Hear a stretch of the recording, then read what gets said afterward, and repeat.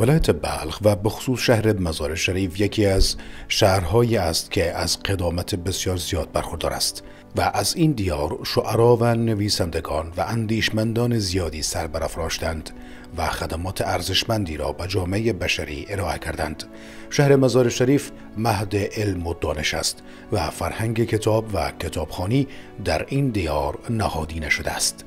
مراکز علمی و پوهنتون‌ها در شهر مزار شریف پذیرای خیلی عظیمی از جوانان از سرتاسر کشور است. کتابخانه‌های عمومی چون کتابخانه مولانا خسته، کتابخانه فردوسی و کتابخانه پوهنتون ولایت بلخ و ده‌ها کتابخانه شخصی و مربوط به پوهنتون‌های خصوصی در شهر مزار شریف فعالیت دارند و هر روزه پذیرای محصلان و پژوهشگران از سرتاسر ولایت بلخ و حتی از ولایت‌های همجوار می باشند. این کتابخانه‌ها از اهمیت بسیار بالایی در جهت رشد علمی، فرهنگی و حفظ داشته‌ها و میراث‌های فرهنگی این دیار محسوب می‌شوند. خب کتابخانه‌ها به نظر من از دو جهت اهمیت داره. یکی از جهت دریافت اطلاعات هست، چون به هر حال خانواده‌ها و افراد نمیتونن به طور انفرادی و شخصی کتاب‌های مورد نظر خود تهیه بکنن. اولا یک جای کلان کار داره و دومی که یک بودجه زیاد کار داره که ممکنه بسیاری از شهروندان نه او جای داشته باشه و نه او پول داشته باشه که بخره. بنابراین نیاز است که مکان‌های در شهر در نظر گرفته شده به عنوان کتابخانه تا این افراد اطلاعات مورد نیاز خود برای از اونجا دریافت بکنه و کتاب‌های مورد نظر خود بگیره، مطالعه بکنه. از این جهت هم اهمیت داره و دیگه از این جهت که به هر حال کتابخانه یک مکان امنی است برای حفظ میراث‌های فرهنگی، یعنی چون که اونجا افراد متخصص هست، حفاظت از کتاب ها به صورت تخصصی معمولا صورت میگیره و باید صورت بگیره. نه لازم است که افراد به طور انفرادی و امکانات و تجهیزات فراهم بکنه در خانه خود برای حفاظت از کتاب ها و سایر آثار نوشتاری و اسنادی که لازم است نگهداری شود. کتابخانه این کار هم انجام میده. از یک طرف زمینه است برای دریافت اطلاعات و از طرف دیگه زمینه است برای حفاظت از کتاب ها و میراث های مکتوب فرهنگی. در یک کشوری که مثلا کتابخانه موجود است و کتاب های موجود می باشه، این رول بسیار مهمی را در قسمت بخش کاری خود داره که یعنی کتابخانه باید در یک کشور باید کتابخانه موجود باشه. این رول بسیار خوبی داره که میتونه که جوانا از این بخش کتابخانه از بخش کتاباش استفاده به عمل بیاورد. ببینید، خود کتابخانه، ضرورت وجود یک کتابخانه، یک مرکز فرهنگی، یک مرکز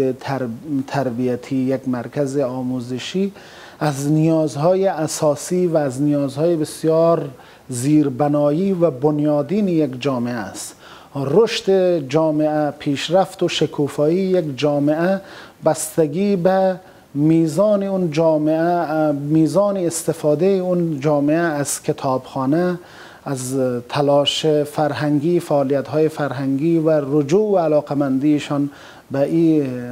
تلاش‌ها و به این ظرفیت‌ها هست. و در واقع کتابخانه و یک مرکز آموزشی، یک مجتمع تربیتی نقش بسیار محوری و اساسی را در تولید علم و اندیشه و فکر و فرهنگ در یک جامعه میتونه داشته باشه. چون علم اینقدر که ترقی کرده تا به امروز، چی علم شرعی است، چی علم تکنیک است، تکنولوژی است و همچنان طبابت است یا تاریخ است، هر کدامی که است این به توسط همین کتاب ها به ما انتقال شده. ببینید که از زمان رسول الله صلی الله علیه و سلم که اونا با استخوان‌های از حیوانات می نویسیدن، در روح خون قدر توانایی نداشتن، با پست ها می نوشتن، اونم یک کتابت بود. بالاخره سلسله به سلسله امروز کتابت مدرن و مدرنتر شده که حتی از کتابی که در کاغذ نوشته میشه از یک قدم بالاتر که مثلا در کامپیوتر و در اینجا سافتش گرفته می شود، یعنی به همین سلسله یک چیز بسیار آشکارا و ویداست که اگر کتاب نباشه، اگر مطالعه نباشه، یا جامعه‌ای که در کتاب و مطالعه دسترسی نداشته باشد، اون جامعه خیلی پس رفته می باشد. ولی در جامعه‌ای که اگر رشد کتابخوانی یا عادت کتابخوانی داشته باشد، کتابخانه های بسیار منظم و درست داشته باشد، یعنی اونا میتواند که پیشرفتشان خوبتر شود، معلوماتشان خوبتر شود، یعنی زیادتر علم بیاموزه. چون هر چیزی را که انسان میآموزه بغیر از کتاب و مطالعه به دیگه چیز نمیتواند که او را به دست بیاره. زیرا که همون بزرگای ما، همون مؤلفین و مصنفین و اینا که کدام علم و کدام نظریات و یا کدام در فکرشان، در ذهنشان کدام علمی بوده، او را به توسط نوشتن و به توسط کتاب به ما رسانده. در غیر از او یعنی با دیگر کدام آله‌ای نبوده که او را برای ما میرساند. بنابراین کتاب و کتابخانه و نوشتاری و اینا خیلی یک اهمیت اعلی و بلند دارد. اگر انسان مطالعه نداشته باشد پس او پیشرفت کرده هم نمیتونم، چیزی را نمیآموزم. به همین خاطر خیلی مهم بوده. رشد علوم در دنیای کنونی از سرعت فزاینده‌ای برخوردار است و هر روز ده‌ها اختراع جدید و دستاوردهای علمی به ثبت می‌رسند و کتب جدید منتشر شده در بازار جهانی عرضه می‌شوند. اما افغانستان و به خصوص کتابخانه‌های شهر مزار شریف کمتر از این دستاوردهای جهانی مستفید می‌شوند. محصلین برای تکمیل برنامه‌های تحقیقاتی خویش دچار مشکلات عدیده‌ای هستند. کتابخانه‌هایی که در شهر مزار شریف وجود داره بیشتر اطلاعات بروز شده و ریفریش برش وجود نداره و مخصوصا در قسمت اطلاعات دیجیتالی یا پی دی اف ها و مقاله های بروز علمی و یا دسترسی به اینترنت و این مسائل زیاد وجود نداره. البته در بعض زمینه ها کارها کردن، اما با اون قسمی که باید باشه و انتظار محصلین است و یا انتظار جوانا است وجود نداره در کتابخانه ها. و کتابخانه که اینجا که من خبر دارم، اطلاع دارم، کتابخانه فردوسی است و همچنان کتاب زیاد هست، ولی به اون اندازه که بخوایم که کتاب از رشته که تخصصی که من میخوانم دریافت بکنم کتاب هست، ولی اون چیزی که من انتظار دارم بعضی بیشترین کتابا را حد اقلش کتاب هست ولی حد اکثری که بخوایم کتاب دریافت بکنم نیست. حالا این سیمستری که من کتاب میخواستم از انجمن کتابخانه فردوسی دریافت بکنم مدیریت بازاریابی بود. مدیریت بازاریابی در افغانستان فعلا یک دکتر عبدالرحمن چاپ کرده. فعلا اصلا دیگر در افغانستان یک کتاب مدیریت بازاریابی در افغانستان یک همین استاد دانشگاه پانتون کابل چاپ کرده، دیگر در افغانستان کتاب مدیریت بازاریابی چاپ نکرده. و بیشترین کتاب‌ها ما می‌خوایم که همه کتابخانه فردوسی باید کتاب‌ها را روز به روز آپدیت بکنه و تا در دسترس جوانان امروزی قرار بگیره. من امروز آمدم کتاب فروشی تا کتابایی که نیاز داشتم رو بخرم. متاسفانه کشور ما هنوز به اون سطح نرسیده که ما همه کتاب‌ها را داشته باشیم، در دسترس ما باشه. کتابخانه خیلی محدودی در شهر مزار شریف هست که همون تعداد محدود هم کتاباشون بسیار قدیمی هست. کتاب‌هایی هست که اصلاً نیاز امروزی ما رو مرفوع نمیکنه. حتی در سطح‌های عادی و سطح تکنولوژی چیزا خب بسیار عقب است. مثلا ما بر رشته خود ما اگه بخوایم کتاب بخونیم حتی در کتاب فروشی هم پیدا نمیتونیم. حتی کتابای ساده، کتابایی که فعلا معروف است در جهان، کتابایی که خیلی پرفروش هستن یا کتابایی که جوانان خیلی علاقه‌مندشان هستن، اینا رو حتی در کتابخانه‌های ما پیدا نمیتونیم. چند کتابخانه که هست کتاب‌ها خیلی قدیمی هستن، همه از 10 سال 20 سال پیش وارد شدن، شاید تالیف خیلی سالهای گذشته باشن. متاسفانه خیلی سطح پایین است. فرهنگ ما نیاز به پیشرفت داره. اگر بخوایم جامعه ما پیشرفت کنه باید ما کتاب بخوانیم، باید تشویق کنیم جوان‌ها رو به سمت کتاب، باید تبلیغات بیشتری صورت بگیره، باید فرهنگ سازی شود. تا جایی که مربوط به کتابخانه میشه، از نظر پاسخگویی به نیازهای مراجعان سطوح متفاوت را ما میبینیم. برخی از کتابخانه ها که بودجه سالانه داره معمولا اینا کوشش میکنن که با توجه به نیازهای جدید مراجعین خود کتابای جدید بخره و ایره در اختیار از اونا قرار بده. بعضی از کتابخانه ها یا متولیان کتابخانه متاسفانه بودجه مشخص نداره و در نتیجه نمیتونه به نیازهای جدید به اون شکلی که شایسته است پاسخ بده به نیازهای مطالعاتیشون. اما در مجموع تمامی کتابخانه ها در شهر مزار شریف میشه گفت که اگر از استثناء بگذاریم تمامی کتابخانه ها به اون شکل که واقعا نیاز هست و بودجه را نداره که کتاب های جدید و آپدیت شده را بخره و در اختیار مراجعین قرار بده. از این نظر ما کمبود احساس میکنیم. این کمبود هم به لحاظ از است که کتابخانه بودجه لازمه نداره و هم از این نظر هم هست که کتابخانه یک مجرای دریافت اطلاعات است. اونا منبع دریافت نیستن. منبع اونمون نویسنده ها هستن، کسایی که مینویسن، تالیف میکنن. ما به قدر کافی نویسنده و مؤلف نداریم که با توجه به نیازهای روز علاقمندا و به ویژه دانشجویان و دانشگاهیان کتاب بنویسن و معلومات جمع آوری بکنن و این معلومات بروز به شکل کتاب در تألیف بکنن و کتابخانه ها با دریافت از اونو بتونه به نیازهای مراجعین پاسخ بده. یعنی کمبود مؤلف، کمبود نویسنده هم یک مشکل کلان هست که ما را وادار میکنه به این که ما کتاب وارد بکنیم. در قسمت واردات هم خب هم از نظر لوجستیکی و هم از نظر قوانین بعضی محدودیت های ما داریم که باعث میشه ما نتونیم، یعنی ما که میگیم یعنی کتاب فروش ها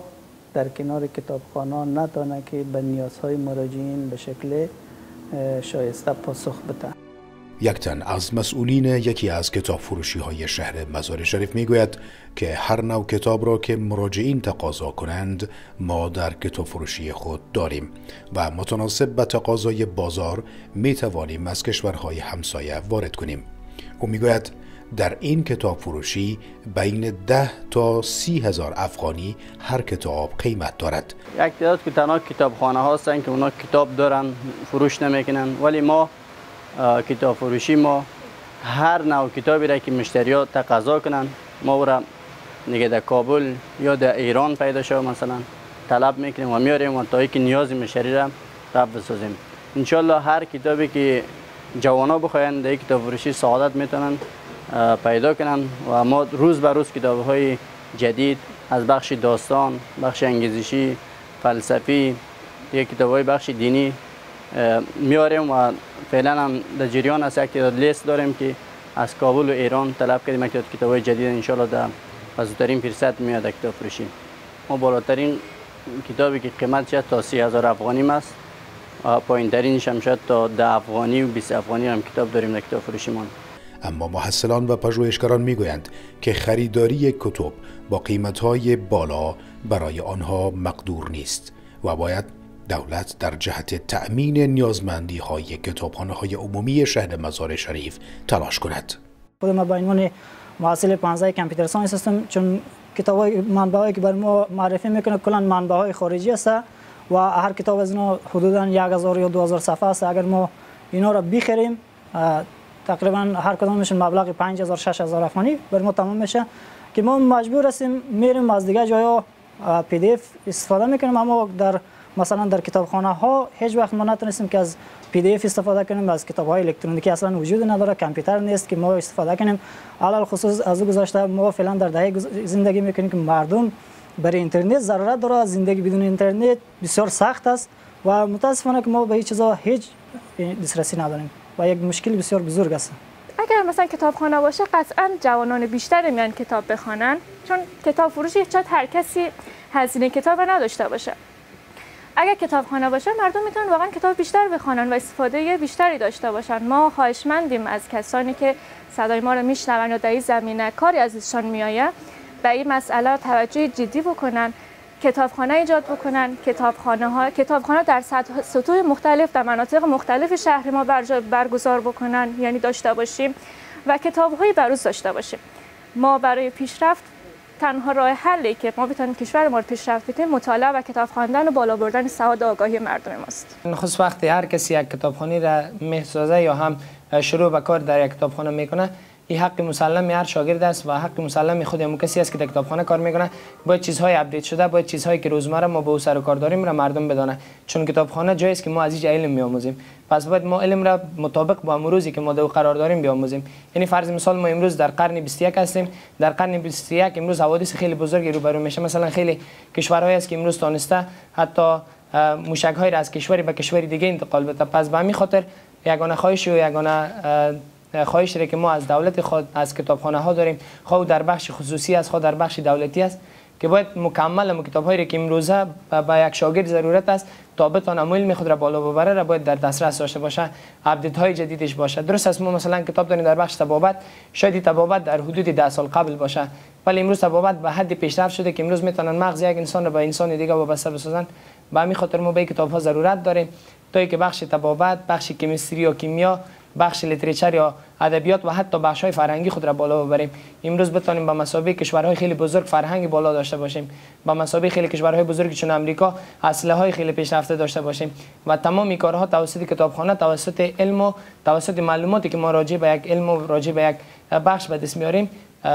وابسته است. و به نظر من این معلومات‌ها زیادتر از کتابخانه‌ها، زیادتر از بخش‌های فرهنگی و زیادتر از بخش‌هایی که وابسته به علم هستند به دست میاد. و یگانه خواهشی که ما از دولت خود داریم همی است تا اینکه کتابخانه ها را رونق بده، تا بتونه کتاب ها را زیادتر بسازه، کتابخانه ها را بیشتر بسازه، به خصوص کتابخانه های دولتی، چون ما اقتصادی ما اندک ضعیف است و ما نمیتونیم هر کتاب باید بخریم و به همین خاطر ما ضرورت به کتابخانه های بیشتر داریم، بالخصوص به کتاب های بیشتر. محصلان و پژوهشگران که عمدتاً مراجعین همیشگی کتابخانه‌های عمومی شهر مزار شریف را تشکیل می‌دهند، معتقدند که با توجه بر رشد سریع جهانی، افغانستان نیز باید در کتابخانه‌های عمومی از اینترنت و کامپیوتر و نیز کتابخانه‌های الکترونیکی به شکل PDF برخوردار شوند تا دسترسی به کتاب‌ها آسان‌تر شود. کتابخانه، ما شخصا خودم نی از کتابخانه فردوسی، نی از کتابخانه که در دانشگاه ما وجود داره استفاده به صورت کتاب الکترونیکی استفاده نکردیم و خود ما از چندین وبسایتی که میشناسیم از گوگل و میتونیم کتاب‌های خود را از اونجا دریافت بکنیم و در کتابخانه ما خود تونوز ندیدیم و نشنیدیم که از توسط الکترونیکی یا PDF از کتابخانه ها از هر کتابخانه استفاده بکنیم، ما ندیدیم و آرزو میکنیم که کلا کتابخانه ها به شکل الکترونیکی اپدیت شده از تکنولوژی های نوین امروزی بتواند به هر شکلی استفاده بکنه بهتر است. کتاب های زیاد وجود داره در شهر و بازار مطابق به گرافیک دیزاین است. اونا مربوط زمانهای سابق میشن که اونا اگر در میتود فعلی اگر او را ما بخوانیم ما از دنیا که حداقل 1 دهه پس میشیم. باید کتاب های اپدیت باشه، اینا چاپ شوه و یا هم اگر نمیشه چون هزینه زیاد کار داره با هزینه کمتر میتونن وای فای در اشتراک بگذارن برای ما که ما امو ویدیوهای جدید یا کتابهای جدید به شکل PDF دانلود بکنیم. این هم ارزانتر برشان تمام میشه، یعنی قدر هزینه زیاد هم کار نداره، هم بر ما راحت میشه. اونم کتاب کار داریم، اونم کتاب ما میتونیم که دانلود بکنیم. مسئولین کتابخانه‌های عمومی در شهر مزار شریف میگویند که ایجاد کتابخانه‌های الکترونیکی و بروزرسانی کتابخانه‌های موجود در سطح شهر مزار شریف با کتب جدید علمی از اهمیت زیادی برخوردار است. در قسمت خدمات آنلاین، در قسمت تجهیز کتابخانه و متصل ساختن کتابخانه به کتابخانه‌های بزرگ آنلاین در دنیا، ما این تلاش داریم که این کتابخانه متصل شود. جمهوری اسلامی ایران این ظرفیت داره به عنوان کشور دوست و همزبان ما و این مرکز هم مرکزی هست که توسط جمهوری اسلامی ایران ساخته شده و ما قطعا از ظرفیت های اونها که در قسمت های خدمات کتابخانه‌ای به صورت آنلاین دارن از این ظرفیت ها استفاده می کنیم. ما از مراجعینی که اینجا داریم این نیاز سنجی را انجام دادیم که مراجعین ما چه نیازها و چه ضرورت هایی دارن، چه کتابهایی را مطالعه میکنن. اینها این نیاز سنجی ها صورت گرفته و ما کوشش میکنیم که کتابخانه مجهزتر و بروزتر، همینطوری که حالا کتابهای این کتابخانه و خدماتش بروز میشه، ظرفیت های دیگه هم که داره انشالله بروزتر خواهد شد. و پیشنهاد من این است که هر پانتونای، چی پانتون دولتی است، چی پانتون خصوصی است، چی بعضی کتابخانه‌های دیگری است، اونا باید همیشه تلاش به این بکنند که همون وسایل مدرنی که به خاطر مطالعه برای معسلین و برای دیگر دانشمندا حاصل می شود امور را به دست بیاورد. مثلا PDF های است یا امثال هم دیگر چیزایی است که اونا را اینا باید برابر بسازد تا اینکه هر کس که میاد بسیار با سهولت و بسیار با آسانی بتواند که همین کتاب را مطالعه کنه و به دست بیاورد. و ما هم در پانتونی بلخ ما در جستجوی ازی هستیم که کتابخانه خود را ازی کردن بسیار مدرنتر و آسانتر بسازیم تا اینکه هر محصل بتانه که این را به دست بیاوره و با آسانی بسیار مطالعه بکنند، که حتی به همو کامپیوتر لب ها و یا با وسایل دیگر که اصلا ضرورت به کتابی آرت نشه و اصلا از سافت اینا استفاده کرده برو برشان سهولت‌تر زیادتر شود. مراجعین و محصلانی که از کتابخانه‌های عمومی استفاده می‌کنند برای بهینه‌سازی وضعیت کتابخانه‌های سطح شهر مزار شریف و نیز کتب موجوده پیشنهادهای ارزشمندی را ارائه می‌کنند. پیشنهاد ما همی است که خاص مخو با کنار خاص تمام جوانان همی است که زمینه رشد و پیشرفت علمی و اکادمیکی بیشتر مساعد شود و در پهلوی امی کاروان تمدن و رشد بشری باید ما سهمی داشته باشیم یا دمو کاروان شریک باشیم. از این لحاظ من پیشنهاد می است که در کتابخانه ها بیشتر کتاب های بروز و تازه‌ای که در جهان وجود داره و فعلا تحقیقات علمی ریفرش شده‌ای که وجود داره بیارن و همه قسمی که در امی اواخر که من شنیدم انسان ها بیشتر از 2 میلیارد جلد کتاب تا به حال نوشتن و بیشتر اینا که هست دیگه کهنه شده، هرچند از لحاظ تاریخی ما نیاز داریم که گذشته را مطالعه بکنیم، اما از اینکه رشد تکنولوژی و از رشد علم اینقدر وسیع است و سریع است که ما نمیتونیم تا اگر تمام عمر خود را مطالعه بکنیم در مورد تاریخ گذشته نمیتونیم که همگیش مطالعه بکنیم. به این خاطر نیاز است که امور ریفرش ترین و تازه ترین مقالات علمی و کتاب ها را باید مطالعه بکنیم و این زمانی مساعد میشه که در کتابخانه ها امی مقالات علمی و کتاب های تازه و ریفرش شده وجود داشته باشه. پیشنهاد من است که امی کوشش بکنه تمام کتابخانه ها کتاب های خود آپدیت بسازه و آخرین ورژنش که آپدیت شده هست به دسترس جوانان قرار بگیرن که تا بتواند مشکلات خود در عرصه علم، در عرصه پیشرفت، در عرصه این چیزی که نمیداند باید پیدا بکند و یاد بگیرد. و همچنان یک از چالش هایی که فعلا در کتابخانه در بین جوانان و در کتابخانه وجود داره این است که در کتابخانه ها خصوصا در افغانستان فعلا در عصر امروزی در آن تایم قدر زیاد نیست به اندازه که باید جوانان باید درس بخوانند نیست. کتابخانه ها فعلا کمرنگ است. قدر زیاد علاقه که در بین کتابخانه ها، در دانشگاه، در مکاتب، در تمام جای در عرصه آموزشی بهتر بگم خوب است، در عرصه آموزش فعلا در افغانستان کمرنگ است و این را آرزو میکنم ان شاء الله در تمام بین جوانان در تمام عرصه های زندگی خصوصا در عرصه علم باید اینا باید یک عشق، یک انگیزه در عرصه علم و دانش داشته باشه. امیدواریم که از دولت که در این قسمت در راستا کار بکنه تا برای ما یک کتابخانه را یک رفرنس های جدید در کتابخانه، منابع کتاب های جدید در کتابخانه باید بیاره و همچنان امیدواریم که همین پیشرفت ها صورت بگیره. تنها با 2 یا 3 کتابخانه نمیشه که ما نیازمندی های مردم را رفع کنیم. خب پیشنهاد از ما اول است که در 4 طرف شهر، در گوشه کنار شهر کتابخانه های ایجاد بکنه با همه منبع های جدید، با کتاب های جدید که مردم بتونن دسترسی خوبی رو داشته باشه. من شخصا خود ما از سمت فقیرآباد میایم، روزانه 30 روپیه 40 روپیه کرایه موتر میتونم که تا بیایم اینجا مطالعه کنم. اگر نزدیک ما باشه، اما خود من راحت است، من بسیار از وقت مصرف جای میشه، بسیار راحت به کارهای رسیدم میتونم. در شهر مزار شریف بیش از 60 کتابخانه به ثبت رسیده است که میتوان از کتابخانه‌های پوهنتون ولایت بلخ، مولانا خواسته و کتابخانه عمومی روضه شریف و کتابخانه فردوسی به عنوان کتابخانه‌های مهم و عمومی شهر مزار شریف نام برد که از اهمیت والایی برخوردارند. هر یک از این کتابخانه‌ها تاریخچه خاص خود را دارند و فعالیت‌های فرهنگی ارزشمندی را ارائه می‌کنند. کتابخانه عمومی فردوسی یک کتابخانه عامه هست که از سال 1387 توسط کشور دوست و همزبان و همفرهنگ ما جمهوری اسلامی ایران ساخته شده و اهدا شده برای جامعه علمی و فرهنگی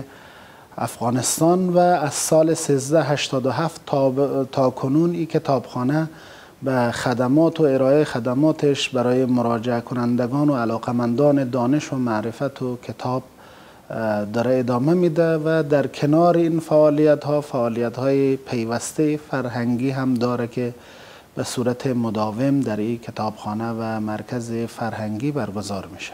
خب این کتابخانه ما در قدم اول بگم که نزدیک به 20,000 جلد کتاب، 20,000 عنوان کتاب ما در این کتابخانه موجود داریم و در بیشتر از رشته های علمی و تخصصی ما اینجا کتاب داریم، از کیمیا و فیزیک و طب و کامپیوتر و زبان و حقوق و تاریخ و جغرافیا و روانشناسی و زراعت و کشاورزی، مهندسی و معماری و بخش های مختلف در این کتابخانه و همینطور متون مرجعی که هست، فرهنگ های مختلف، تفسیر و کتاب هایی که به عنوان مرجع ازش استفاده میشه در این کتابخانه موجود هست و اکثریت مراجعه کنندگان کتابخانه عمومی فردوسی را محصلین و دانشجویان تشکیل میده و همینطور جمعی از پژوهشگرانی که حالا تحقیقات علمی و فرهنگی و ادبی در عرصه های مختلف تحقیقات دارن اینجا به کتابخانه عمومی فردوسی مراجعه میکنن و نیازهایشان برطرف میشه. مولانا خودش یک شخص عالم دین هم بود، نقاش هم بود، خطاط هم بود و زمانی که از تاجیکستان پدرش مهاجرت میکنه به ولایت بلخ میایه، شخصا نمیشه یک کتابخانه در سال 1342 در ولایت بلخ یک کتابخانه به نام مولانا خال محمد خسته را ایجاد میکنه. در اینجا کتابخانه هم بخش نقاشی داشت، هم خطاطی و هم بخشای دینی را کار میکرد و بعدا در سال 1342 این کتابخانه از طریق ریاست اطلاعات فرهنگ در مقام شهرداری جور میشه و در اموجا این کتابخانه فعالیت میکنه و بعدا در سال 1367 در تعمیر مطبعه دولتی که ریاست اطلاعات فرهنگ هم در این ساحه فعالیت داشتند، در سال 1367 کتابخانه در سر تعمیر کتاب مطبعه دولتی یک دفتر کمیشنری ملل متحد در سال 1367 سنگ تهداب کتابخانه را در امیجا گذاشت و امی کتابخانه را به نام مولانا خال محمد خسته مستعمل ساخت. تاریخچه کتابخانه پانتون بلخ از زمان آغاز پانتون بلخ تقریبا 40 چند سال میشه که کتابخانه بوده و کتابخانه از همون وقت فعالیت میکرده برای 16 پانزه است که 16 پانزه خدمتش میکنه، برای از اونا کتابا را فراهم میکند. ما در این کتابخانه هر گونه کتاب‌های داریم، چی از زبان و ادبیات باشه، پشتو است، دری است و حقوق است، شریعت است، از هر نیازمندی هایی که محصلین ما داره یا استادا داره یا کارمندای دارد که نیاز به دارد که یک معلومات را از کتابخانه حاصل بکنه، پس ما از امی کتابخانه برایشان میتونیم فراهم بکنیم. ولی در فعلا ما خیلی کتابخانه ما کمی گسترده تر شده و کتابا را ما جدید کتابا گرفتیم و وزارت هم چیزی برای ما روان کرده که او هم تا هنوز نرسیده در راست خود منتها ما اینجا یک دیتابیسی جور کردیم به خاطر معلومات کتاب ها و لیست کتاب ها که هر محصل می زمانی که نام کتاب برای ما میگیره و ما فورا از کامپیوتر میتونیم که کتاب برش پیدا بکنیم و برش ادرس بدیم که در فلان انواری فلان شماره در اون جای کتاب وجود است، برو بگی و مطالعه کو که مطالعه میکنه و بعدا دوباره جای مطالعه بسیار اساس و منظم داریم، مدرن داریم، در اونجا مطالعه میکنه. و همچنان علاوه از این ما کامپیوترهای در کامپیوتر لب داریم که او وصل با اینترنت است. اگر در این کتابخانه کتابای پیدا نمی شود، اونا میتونند که توسط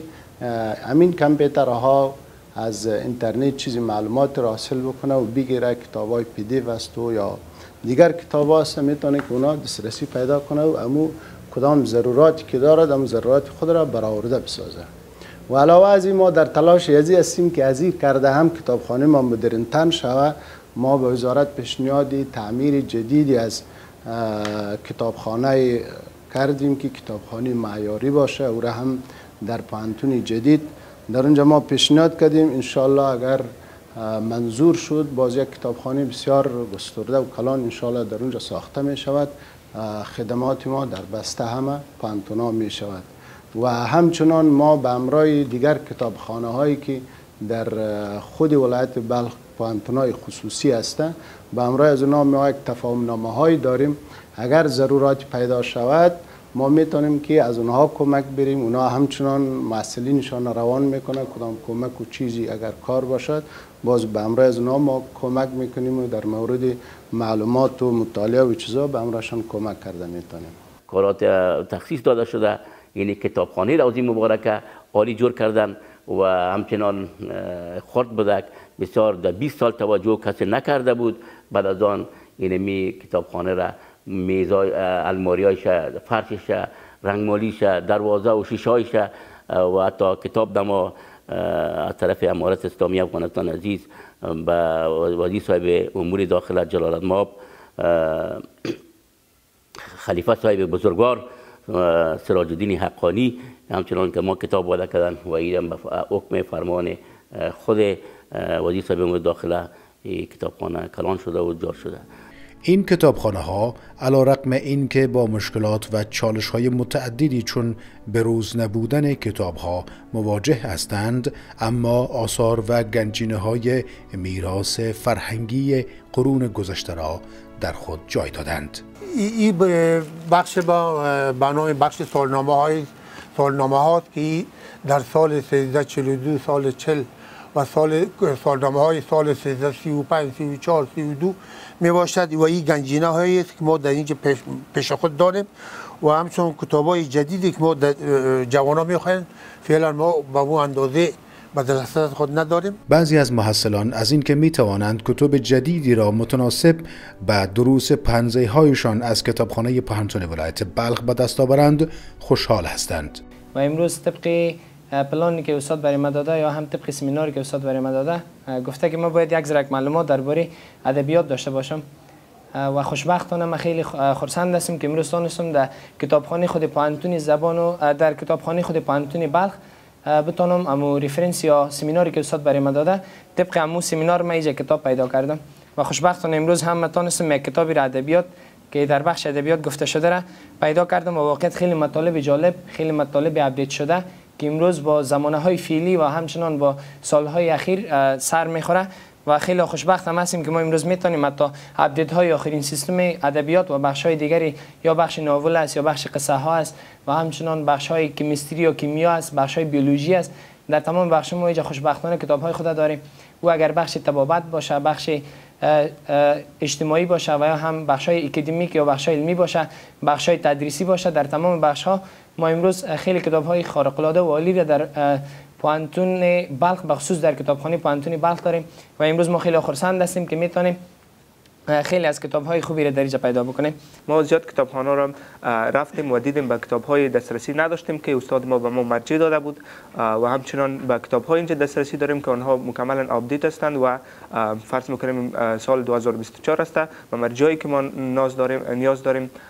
ما به آنها دسترسی داریم. بله مکمل آپدیت شدگی کتاب‌ها هستند. کتابخانه‌ها نه تنها به عنوان مراکز ذخیره‌سازی دانش بلکه به عنوان نهادهای فرهنگی و اجتماعی نقش حیاتی در توسعه فرهنگی شهرها ایفا می‌کنند. پس جای دارد که مسئولین دولتی برای حفظ و غنامندی و بروز ماندن کتابخانه‌های عمومی تلاش کنند تا باشد که مصدر پیشرفت‌های علمی، فرهنگی، اجتماعی و اقتصادی در این دیار شوند.